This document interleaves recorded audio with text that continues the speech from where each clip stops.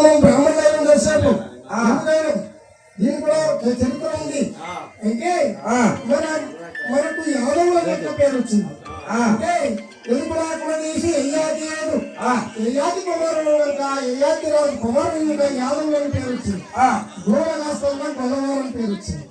అట్లనే యయాతి రాజు ఈ దండాలు ఎందుకు చేసుకుంటున్నాం బ్రాహ్మణులకి అంటే యయాతి రాజు బ్రాహ్మణ స్త్రీని కళ్యాణం చేసుకుంటాడు.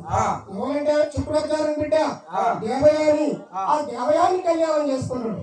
ఆ దేవయానికి ఒక రాక్షసరాజు బిడ్డకు తగాద వస్తువుల కాడ జలగిరిళ్ళ కాడ ఆ తగాద వస్తే ఆ దేవయాని ఏం చేస్తుందంటే ఆ రాజు బిడ్డ నాకు కాశీగా రావాలని ఆ తండ్రి కాడికి వచ్చి మొదలు పెట్టుకుంటారు. తండ్రి రాక్షసుల గురువు, ఆమె రాక్షసుల బిడ్డ.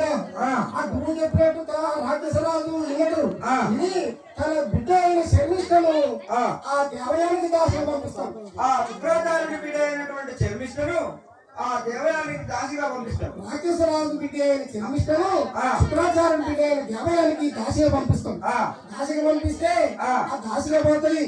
దాసిని పోయిన తర్వాత ఆమె రాజకన్య. ఆ రాజకన్య కాబట్టి ఈ ఏ రాజు ఏం చేస్తుందంటే ఈ శర్మిష్టను కూడా అందరూ